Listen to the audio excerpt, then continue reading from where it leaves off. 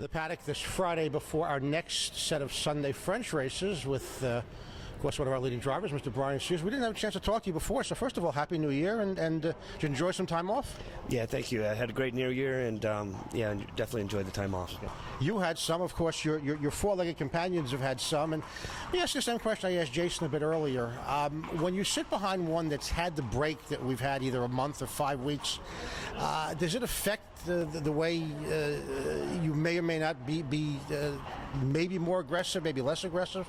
Yeah, depending on the horse's conditioning over the layoff, depends. Might play into the race how aggressive you want to be.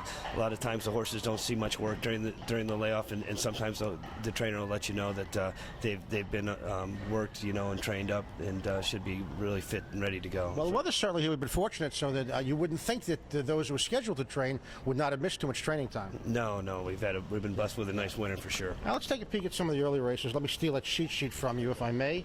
First race, Julie Miller shipped one here last time, beat up on Lesser, but now takes a lovely 3-class bump up from non winners of 6 to non winners of 18. This is Money Maven. You know anything about this horse at all? No, not really. I watched the horse race last week. Andy drove her, and just kind of didn't really do anything too impressive around the track. No big fractions, but was game enough to win the race. And like I said, she has taken a big drop or a big hike in class this week. Every so often we invoke the phrase "tested for class." Do you? Can you get a gauge watching the horse as you did a week ago whether this jump may or may not be in his pay grade or not?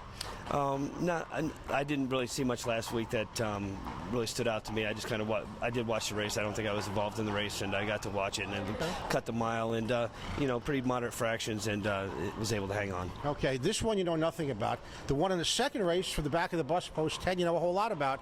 So horse has made a living as a 30 climb extracurricular. Yes, I was very disappointed with him actually last week with this performance. I thought he'd be a lot better than that. Renee's horses have all been very sharp so far this year, and I just look for him to be better. I know he's a better horse than what he showed last week. Now, he's a horse that obviously likes to lead, but obviously you're a bit compromised here from post 10.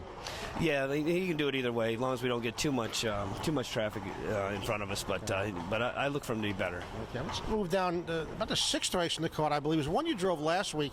It's a nice half-mile track horse, Duluth, for Cindy Milano. The good news is that he wins the draw. The bad news is never much of a lever. No, I tell you, I was really pleased with the way this horse raced last week. I didn't have it. It was a no-win. It was just a terrible spot, and like I said, a no-win situation for us.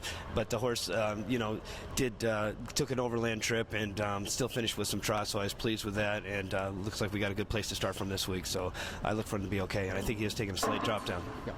Brian Sears with a handful on Sunday. Best of luck. Thank you, sir. Thank you. You got it. We're coming back.